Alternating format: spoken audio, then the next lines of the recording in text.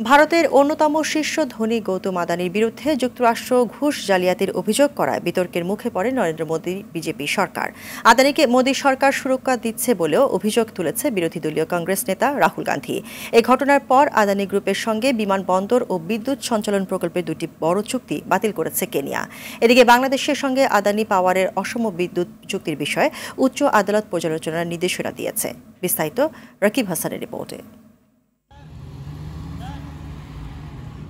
গৌতম আদানি ও তার কয়েকজন সহযোগীর বিরুদ্ধে যুক্তরাষ্ট্রের নিউ ইয়র্কের ফেডারেল কৌশলীরা ঘুষ ও প্রতারণার অভিযোগ এনেছেন। এর পরিপ্রেক্ষিতে গৌতম আদানির বিরুদ্ধে গ্রেফতারি পরোয়ানাও জারি হয়েছে। মার্কিন আদালতে আদানির দুর্নীতি নিয়ে এবার খোদ ভারতেই বিতর্কের মুখে দেশটির প্রধানমন্ত্রী নরেন্দ্র মোদী। সরকার আদানিকে সুরক্ষা দিচ্ছে বলে অভিযোগ বিরোধী দলীয় কংগ্রেস নেতা রাহুল গান্ধীর। আদানির বিরুদ্ধে সংসদীয় তদন্তের দাবি জানান তিনি। এ ঘটনার পর আদানি গ্রুপের সঙ্গে বিমানবন্দর ও বিদ্যুৎ সঞ্চালন প্রকল্পের প্রায় 274 কোটি মার্কিন ডলারের চুক্তি বাতিল করল কেনিয়া।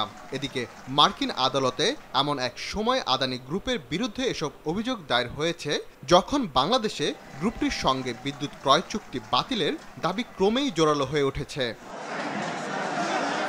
আদানির সঙ্গে বিপিডিবির বিদ্যুৎ ক্রয় চুক্তি নিয়ে শুরু থেকেই প্রশ্ন তুলেছেন খাত সংশ্লিষ্টরা।